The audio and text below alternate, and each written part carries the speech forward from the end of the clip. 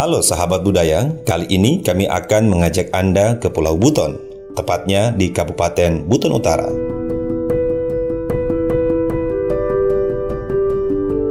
Di sini kita akan jalan-jalan, menapaki jejak sejarah dan warisan budaya melalui benteng kuno.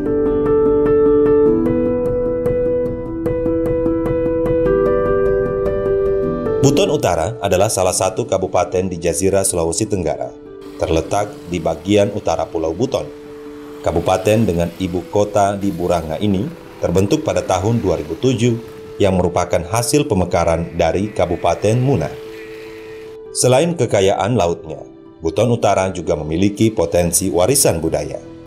Di antaranya yang cukup menarik adalah peninggalan benteng-benteng kuno yang menyimpan cerita dan kisah sejarah, menguak eksistensi wilayah ini di masa lampau.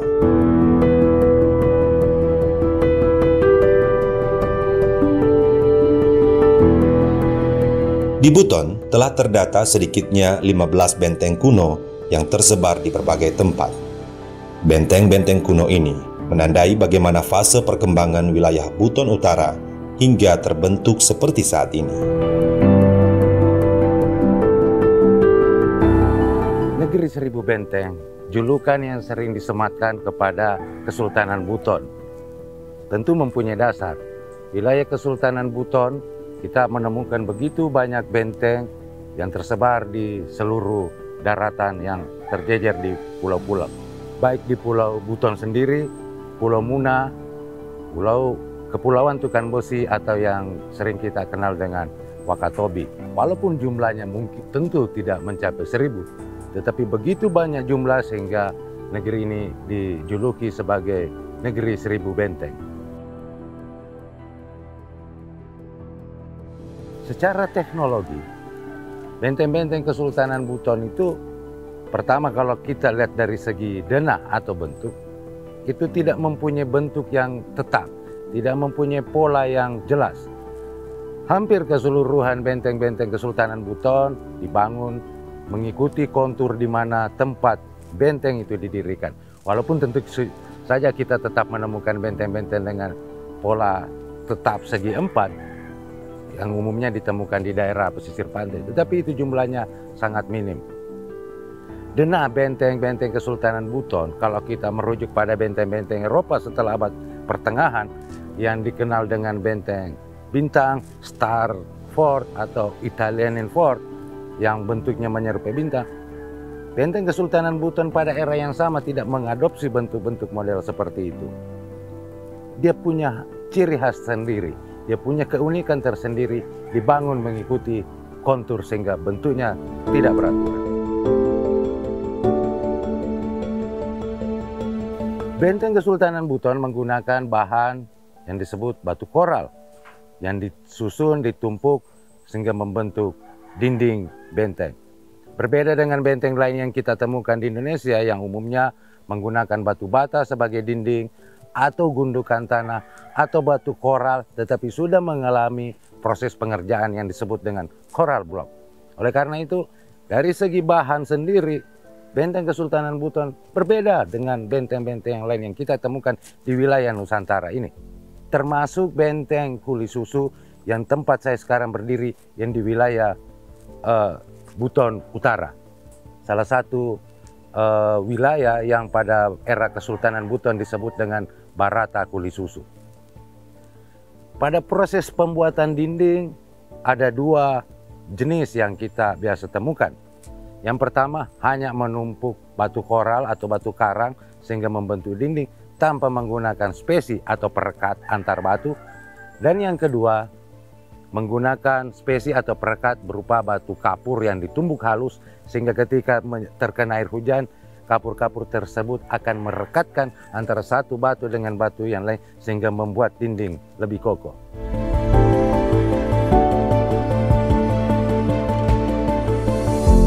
Apa sih fungsi dari benteng tersebut? Pada dasarnya secara teoretik fungsi benteng pastilah pertahanan. Dinding dibuat melingkar untuk menahan musuh melakukan penetrasi kepada jantung pertahanan yang rata-rata dibuat di tengah benteng. Benteng-benteng Kesultanan Buton ini kan benteng kota pada dasarnya. Oleh karena itu masyarakat sini sering menyebut benteng sebagai kota. Kenapa demikian? Karena benteng-benteng tersebut bukan hanya untuk sarana pertempuran tetapi dinding pemukiman. Ada pemukiman di dalamnya, ada kota di dalamnya. Kalau kita merujuk bahwa benteng pertahanan itu pertama punya dinding, punya pintu, dan punya bastion, maka beberapa benteng-benteng Kesultanan Buton memiliki syarat sebagai benteng pertahanan dengan adanya pintu, dinding yang kokoh, ada bastion, dan beberapa benteng dilengkapi dengan meriam. Tetapi sebagai benteng, fungsi bukan hanya sebatas pertahanan. Kalau kita merujuk pendapatnya Muth, benteng setidaknya bisa ditafsirkan dari dua perspektif. Pertama sebagai fungsi sebagai pertahanan, tetapi yang kedua ada fungsi simbolik yang terdapat pada benteng. Benteng-benteng Kesultanan Buton itu merupakan representasi sendiri dari Kesultanan Buton. Benteng yang dibangun kokoh, megah, besar, itu merepresentasikan kekuatan ekonomi, kekuasaan, bahkan kekuatan militer oleh sang pemilik benteng, yakni Kesultanan Buton.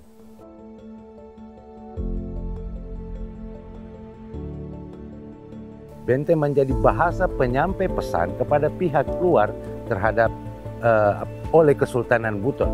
Mengingat abad 16-17 sebenarnya wilayah Indonesia Timur itu adalah area pergolakan yang sangat tinggi dengan adanya rempah di Maluku. Kesultanan Buton berada pada jalur pelayaran rempah abad 16-17 sehingga banyak kekuasaan-kekuasaan besar yang ingin menganeksasi atau menguasai Buton untuk menguasai jalur pelayaran. Oleh karena itu Buton harus membangun benteng selain sebagai pertahanan, sebagai penyampai pesan tentang eksistensi sebuah negara yang disebut Kesultanan Buton yang direpresentasikan oleh benteng. Kedua, dari segi keletakan, benteng yang Kesultanan Buton dengan posisi antara 15 meter di atas permukaan laut sampai dengan 615 meter di permukaan laut.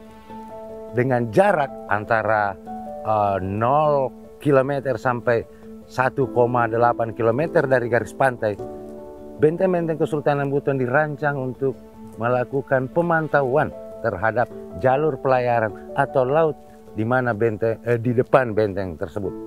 Kalau kita menganggap bahwa jarak umum pandangan bebas itu bisa mencapai 3 km, menggunakan standar itu, benteng Kesultanan Buton sangat jelas dapat memantau semua laut dan aktivitas di laut di jalur pelayaran di depan benteng tersebut. Oleh karena itu, benteng tersebut berfungsi sebagai panoptikon, mengawasi jalur pelayaran sekaligus memberitahukan kepada pihak luar bahwa ada sebuah kekuasaan, ada negara yang ada di wilayah tersebut, yakni Kesultanan Buton, dengan merepresentasikan benteng sebagai kekuasaannya dan kekuatannya.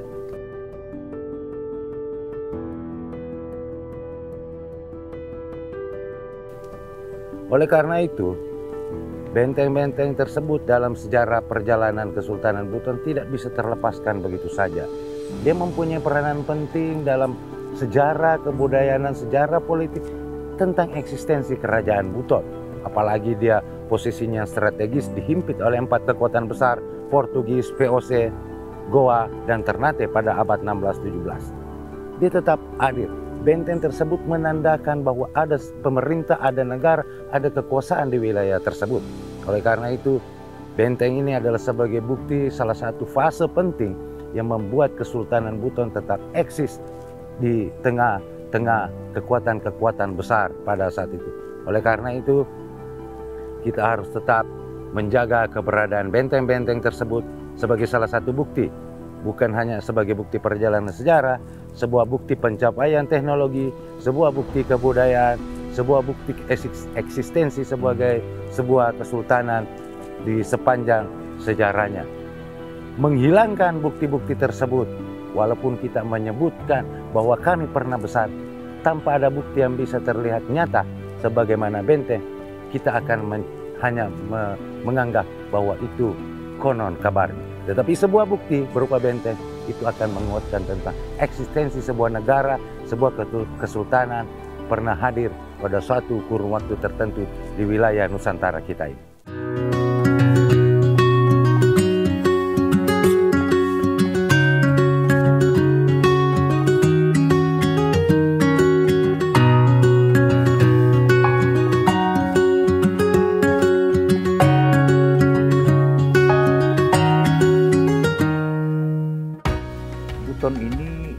dikaruniai letak yang sangat strategis dalam jalur lalu lintas pelayaran dari kawasan barat ke kawasan timur Nusantara. Jadi posisi letaknya yang demikian strategis itu kemudian menjadi sebuah tantangan bagi masyarakat setempat dalam kerangka untuk mempertahankan dan melindungi diri.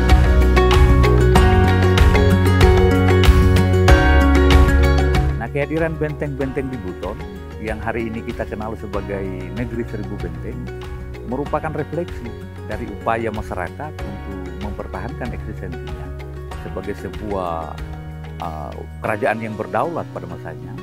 Dan benteng-benteng yang ada di Buton ini juga sekaligus menjadi pesan yang disampaikan kepada dunia luar akan eksistensi kedaulatan negeri ini. Nah, Buton Utara merupakan salah satu wilayah di kawasan Kepulauan Buton yang merupakan bagian dari sistem Kesultanan Buton pada masa lalu, memiliki posisi yang demikian strategis di dalam kerangka jalur pelayaran rempah.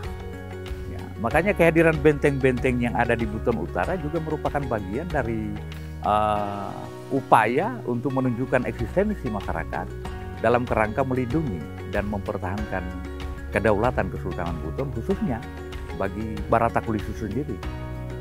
Nah, benteng-benteng yang ada itu merupakan benteng-benteng di Buton, termasuk yang ada di wilayah Buton Utara ini sebenarnya merupakan benteng Nusantara. Ya, jadi ciri benteng Nusantara itu mesti dibedakan dengan benteng kolonial. Benteng Nusantara adalah buatan anak negeri.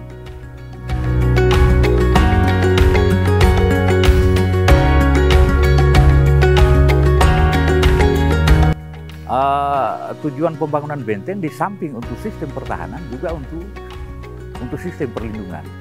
Karena masyarakat Buton itu memiliki tradisi dalam kerangka untuk melindungi masyarakat.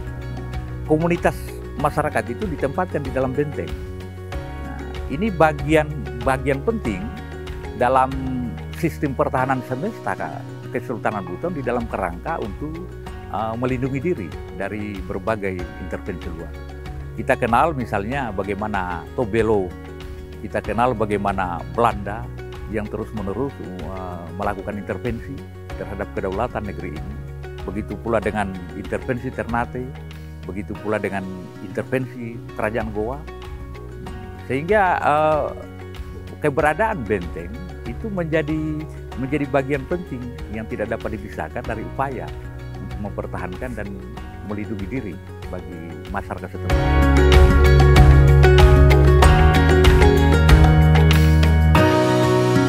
Nah, benteng-benteng di Buton, termasuk benteng-benteng yang ada di Buton Utara ini, memiliki rencana tapak yang berbentuk geometris. Jadi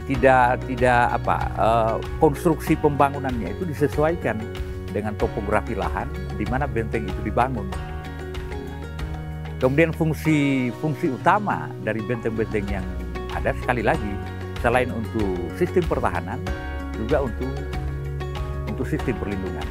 Nah, hari ini kita berada di salah satu benteng tinggalan Kesultanan Buton yang ada di wilayah Buton Utara, Benteng Lipu Kulisusu yang merupakan keraton Kulisusu. Benteng ini pun juga menjadi bagian yang tidak terpisahkan dari eksistensi kebesaran Kesultanan Buton pada masa lalu. Saat ini, kita berada di Benteng Lipu Kulisusu yang merupakan peninggalan bersejarah di Buton Utara yang masih bertahan hingga saat ini.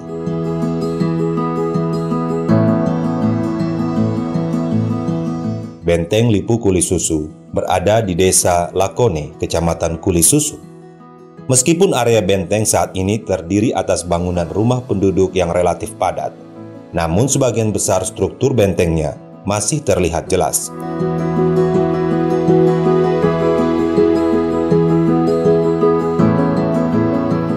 Menariknya, di Benteng Lipu Kulisusu, selain kita masih dapat melihat struktur dinding bentengnya, juga terdapat peninggalan lainnya yang tidak kalah pentingnya, yang menggambarkan Benteng Lipu Kulisusu sejak dulu sebagai pemukiman penting yang kompleks, sebagai tempat berlangsungnya aktivitas sosial, budaya atau adat, ekonomi, agama, dan politik. Kulit Susu adalah satu bagian Barata, sebuah wilayah otonomi dari Kesultanan Buton, namun agak berbeda dengan wilayah-wilayah lain di Kesultanan Buton. Yang pertama, asal-usul dari orang Kulit Susu sendiri adalah penyebaran dari manusia Austronesia, Proto-Melayu, yang dari Bungku, kemudian Mori bagian bawah, ngarah ke Minui ke Bawoni, menyeberang ke Pulau Buton.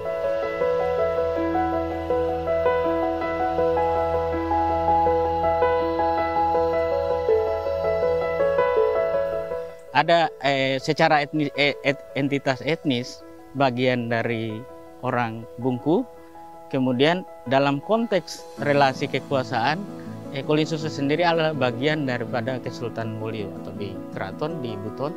Nah, perbedaan yang paling mendasar dalam keseharian, beberapa rumpun bahasa yang berhubungan dengan keseharian masyarakat itu masih berorientasi di Bungku, tapi hal-hal yang berhubungan dengan kekuasaan dan politik itu selalu sangat Woliosentris.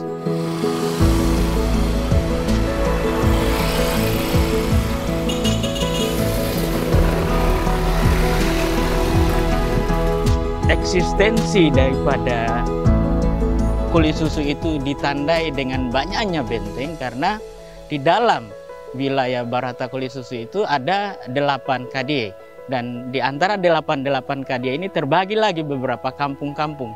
Nah, antara kampung-kampung selalu saja ada benteng-benteng tersendiri. Yang tadinya secara posisi sebenarnya benteng itu dimaknai sebagai pertahanan satu wilayah, satu lokasi. Tapi ada hal yang menarik di Kulit Susu, karena terkadang relasinya itu dia bersekutu, kemudian dia melawan dalam arti bukan hanya dengan Belanda, bukan hanya dengan Tobelo bajak laut dari Ternate, tapi sebenarnya ada yang namanya relasi antar bagaimana hubungannya dengan Kesultanan Wolio dan bagaimana relasi antar kampung itu sendiri. Nah, Kulit Susu ini banyak menghadapi gangguan, khususnya dari gerombolan bajak laut Tobelo dan Ternate.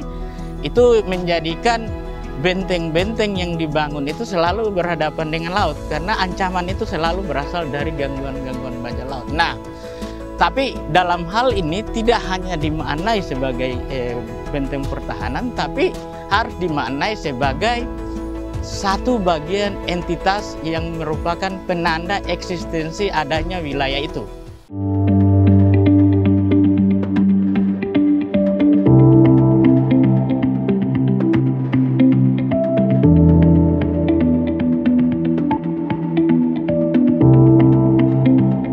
Makanya itu didukung oleh struktur sosial yang ada dalam masyarakat Kulit Susu sendiri. Di dalam benteng seperti di wilayah ini ada benteng yang paling utama itu di Lipu Kulit Susu. Itu sebagai benteng utama Barata Kulit Susu. Kemudian di wilayah-wilayah Kadi atau kampung-kampung lain ada juga. Nah, ada metafor-metafor yang dibangun dalam hubungan masyarakat itu. Misalnya benteng Kulit Susu itu adalah adik, kemudian benteng-benteng yang lain itu adalah kakak. Berarti nampak sekali ada hubungan kekerabatan yang terjadi antara wilayah-wilayah kampung. Namun selalu saja identitas atau penanda eksistensi wilayah atau kampung itu selalu dimaknai dengan adanya benteng. Nah, itu ditandai karena di setiap kampung, di setiap benteng ada namanya satu sosok yang mereka mitoskan sebagai Sangya. Sangya, kemudian di dalam benteng ada pemukiman penduduk, kemudian banyak ritual-ritual yang masih tetap dilakukan.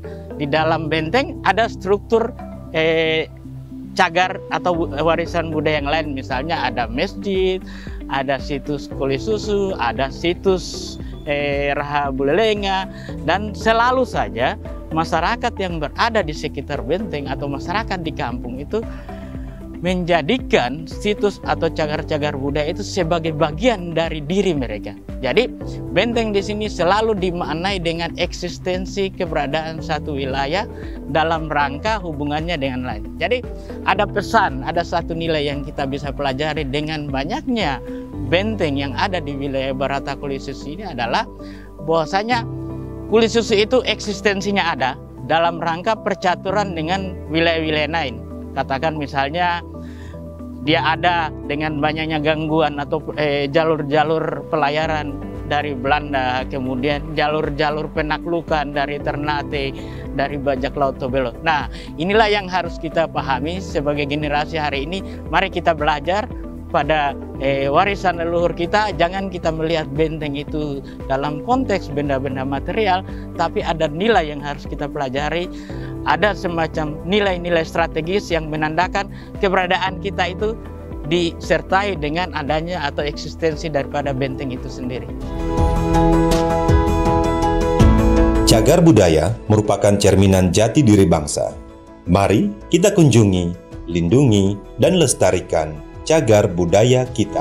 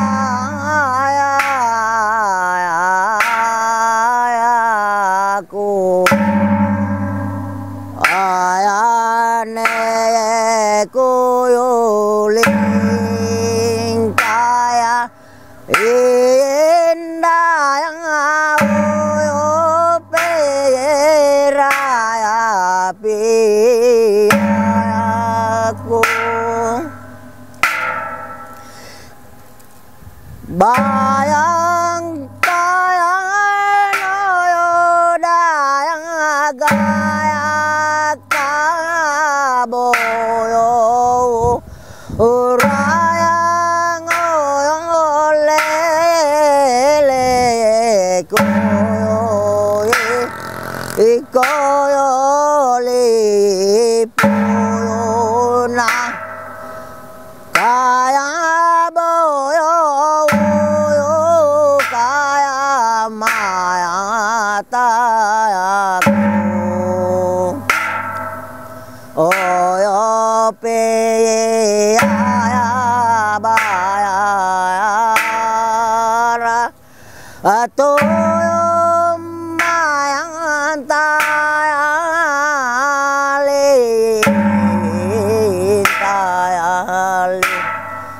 iya kaya rayang paya sayang baya bu udah